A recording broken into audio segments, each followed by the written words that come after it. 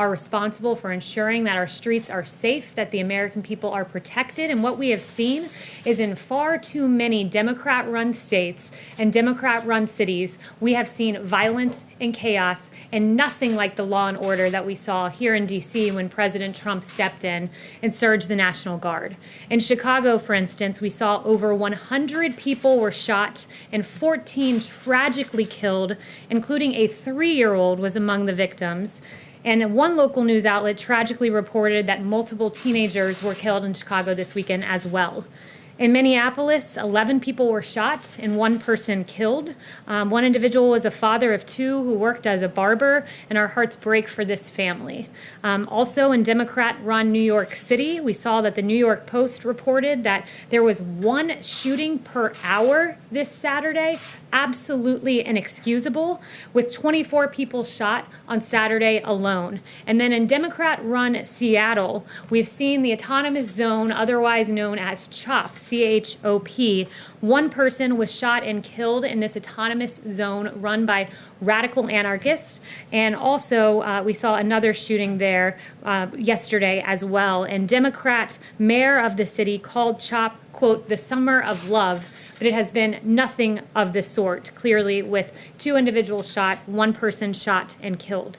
It is the responsibility of governors to protect their states, to police their streets. The police power rests at the state level. And we expect mayors to step up and to do their job, and governors to step up and do their job in the mold of President Trump, who secured D.C. after a night of lawlessness 2 weeks ago. Finally, the defund police movement is misguided. It will only hurt the vulnerable citizens of American cities the most. It's sad and it is shameful. And with that, I'll take questions. Yes. Kayleigh, thank you. Has the president actually directed officials to slow down the rate of coronavirus testing? No, he has not directed that. And in fact, I would note that first, we continue to test about 500,000 per day, about 500,000 people per day. $1.8 billion is invested in NIH to find new testing capabilities. Any suggestion that testing has been curtailed is not rooted in fact.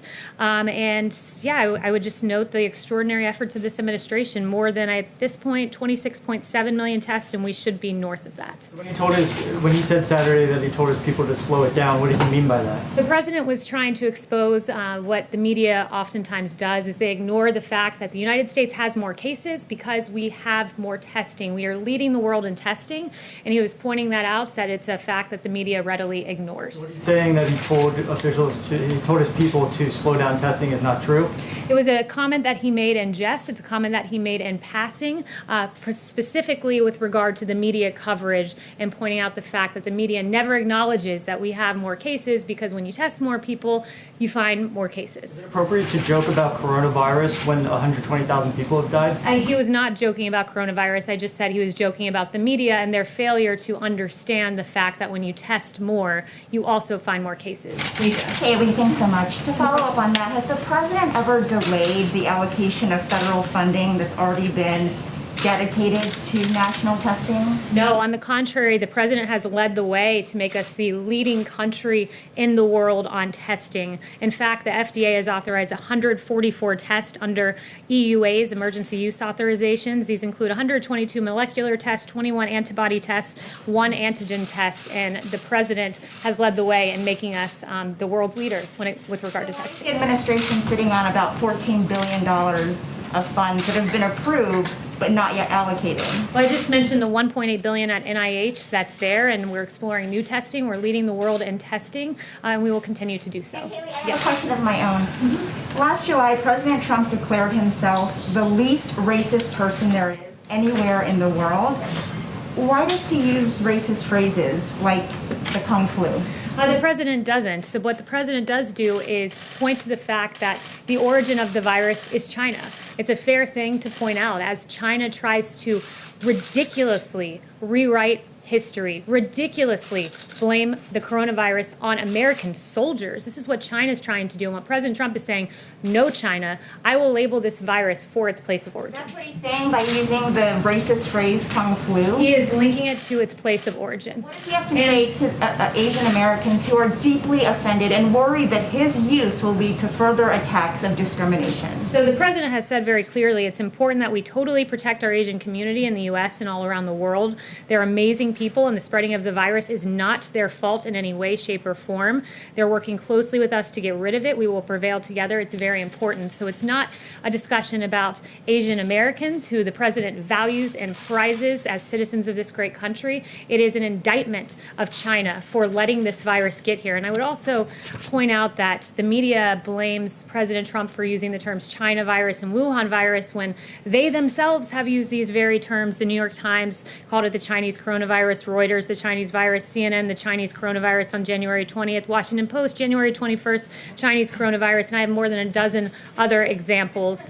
Category, Kayleigh. Kung flu is extremely offensive to many people in the Asian American community. To be clear, are you saying the White House does not believe it is racist? To be clear, I think the media is trying to play games with the terminology of this virus, where the focus should be on the fact that China let this out of their country. The same phrase that the media roundly now condemns has been used by the media. I can go more examples. Wuhan virus, CNN said on January 22nd, and we can go on and on and on. So while the media wants to focus on nomenclature, the president's going to focus on action. Yes. Kayleigh, the president and the attorney general over the weekend offered different explanations behind the firing of Jeffrey Berman, the U.S. attorney for the Southern District of New York. Can you clarify now why Berman was dismissed and if it was at the president's request? Well, I think that they were very much in sync this weekend, the Attorney General and the President, and here's what happened.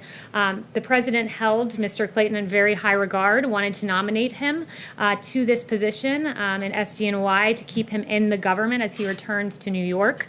Barr was working on a smooth transition, and when Berman chose to respond in the way that he did, he came to the President, and the President agreed and fired this individual, Mr. Berman, as Mr. Clayton now will, in time, get to that position. Why was Mr. Berman being dismissed in the first place? Because Mr. Clayton wanted to go back to New York City. We wanted to keep him in government, and therefore he was given the position at SDNY.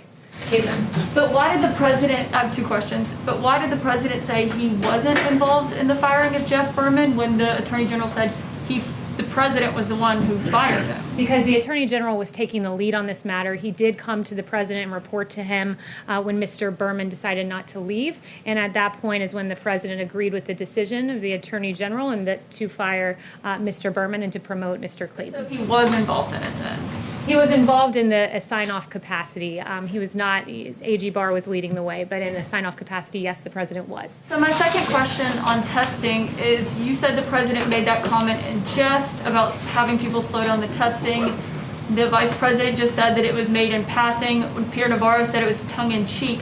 But when the President himself was just asked by a reporter like an hour ago, he did not say that he was just joking when he said that he told officials to slow down the testing. The president instead used that opportunity to extol the fact that we've done more than 25 million tests, that we're finding more people because we're doing more testing. And I would note that what the vice president said and Peter Navarro, whether it's in jest, in passing, or tongue-in-cheek, those are all synonymous. Well, why is that yes, funny? Justin. And I just want to note, to follow up on BJ, you don't even have to answer this.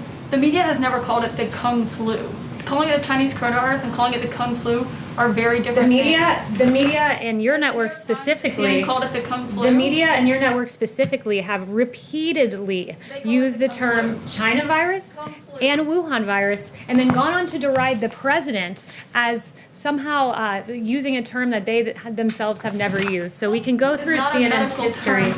I'd be more than happy to go through CNN's history. On February 9th, you guys talked about the Wuhan coronavirus. On January 23rd, you guys talked about the Wuhan coronavirus. On January 22nd, the Wuhan virus. I can write it all out for you and detail it for you in an email. Kayleigh, Yes, you've got Justin. to admit that. It is not the same thing as calling it the Kung Justin? flu. I first want to just follow on what you were just talking about with Berman.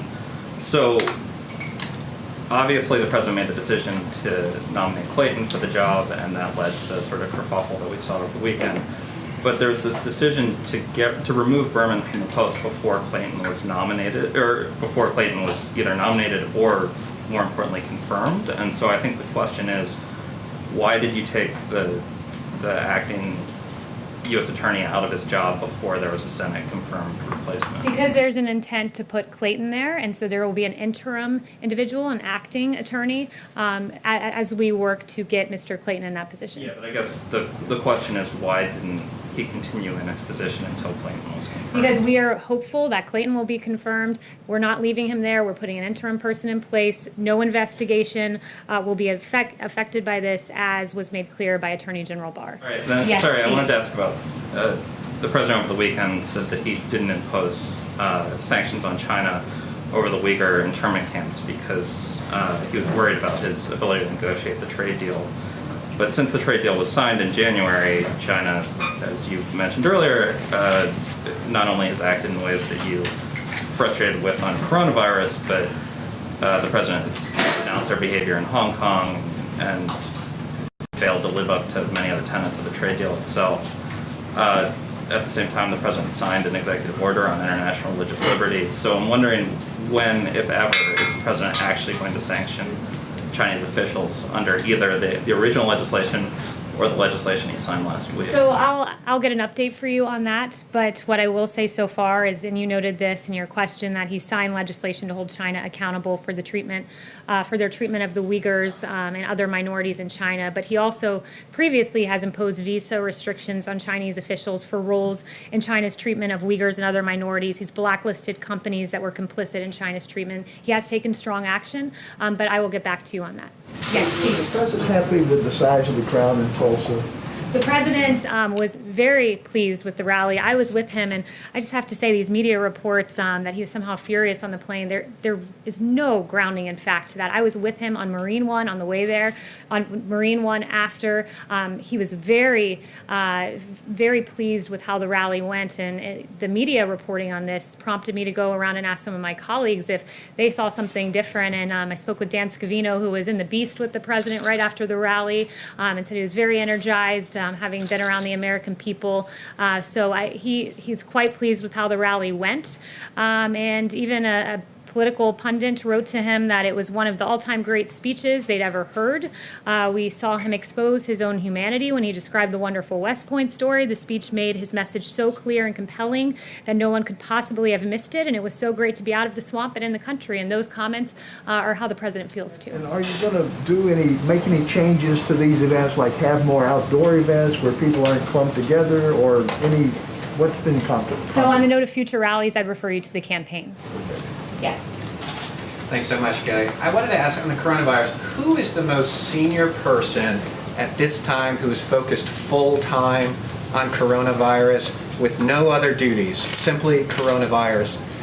Who would that person be, and what type of authority does this person have to spend U.S. resources? So in the Trump administration, we're quite good at doing two things at once. We're expected to do many things at one time. The vice president is continuing to lead the task force. They meet regularly. Dr. Fauci is there. Dr. Birx is there. Dr. Redfield is there. They're regularly talking to governors. They had a governor's call today. The president is regularly briefed about the state of coronavirus and is regularly involved in decision making as we move forward. Is there a specific person who is focused on this full-time with no other duties? A lot of people are focused on this full-time. The most senior person, who would that be? Dr. Redfield, Dr. Birx, Dr. Fauci, all of our experts are involved. The vice president leads the task force each and every day, but we do many things at once in this administration, and we've done quite a good job with coronavirus. And it's we're pleased to see that it's a tragedy anytime a life is lost to coronavirus, but we are pleased to see that yesterday, for the first time, there were under 300 fatalities. So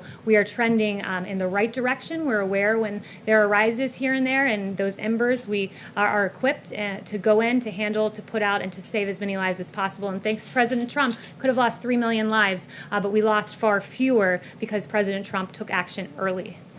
Yes. Kayleigh, two on Venezuela, but first I just wanted to follow up very quickly on Wisha's question and Caitlin's follow-up. Does the president regret using the term Kung Flu, regardless of the fact that media organizations, including my own, had early on described the virus as the Wuhan virus? That is a different thing than saying Kung flu. Does the president regret using that term? The president never regrets putting the onus back on China, pointing out that China is responsible for this, and in the process standing up for U.S. troops who are being blamed by China in a campaign of misinformation. And on Venezuela, who does the president consider to be the legitimate leader of Venezuela? And is he still interested in any form in meeting with President Nicolas Maduro? Yeah, I'm very glad you asked this question. The president tweeted today that unlike the radical left, I will always stand against socialism and with the people of Venezuela. My administration has always stood on the side of freedom and liberty and against the oppressive Maduro regime. Nothing has changed. He continues to recognize Juan Guaido as the leader of Venezuela. Does he reject the characterization in John Bolton's book that he once said it would be cool to invade Venezuela? John Bolton has completely discredited himself. Multiple senior administration officials are on the record exposing his lies, and even the media seems to have taken note of John Bolton and how ridiculous some of the things he said. The reviews that his book has gotten have been rightly right on in the media. The media has said that this book is exceedingly tedious and slightly unhinged, bloated with self-importance. That was the New York Times. The New Yorker said he takes an inflated view of himself and a willingness to blame others for just about everything. The Federalist talked about the numerous serious factual flaws which have been underlined as being false by Pompeo, Lighthizer, and others who have all come out and said that this book is full of mistruths about themselves and about others in this administration, and certainly about the president. Does he claim that that was untrue then? Yes. Kayleigh, Yes. thank you very much. I wanted to go back to the SDNY and Berman. Was Jeffrey Berman fired because of investigations that he had overseen into President Trump's associates, including Rudy Giuliani and Michael Cohen? Was he fired because he had overseen those investigations? No, he was not. And as I noted earlier, and AG Barr noted, this will not disrupt the cases being handled by the district, which will proceed as normal. But is the president of the White House not at least concerned about the appearance of impropriety in the firing, given that those cases were being handled in his office? The administration has very clearly outlined the reason that he is leaving, and it is because Mr. Clayton will be moved into that role. Morgan. Thanks, Kayleigh. Is the White House concerned about the fact that coronavirus cases are now rising on a national basis after having plateaued, and does that require any new federal action? I think it's a very important question you're asking, and what I would note is the fatality numbers. We're pleased to see that number coming down. I would also point out that Dr. Birx said to me that a higher number of these cases are less severe cases per positive than at the beginning of this pandemic, because what's happening is because of our extraordinary work with testing, we're able to identify cases in the community before they develop symptoms and are in a hospital. So instead of identifying cases in hospitals, we're identifying them in the community, which is a really good and positive development, and we are equipped to handle when we see these embers that have occurred. Yamish. Hi, thanks, Kayleigh. I have two quick questions. The first is on the president has attacked the move to remove Confederate statues across the country. He said that it was an assault on, quote, our heritage. What does the White House and the president say to Americans who find it offensive to glorify people who owned other Americans, including enslaved African Americans?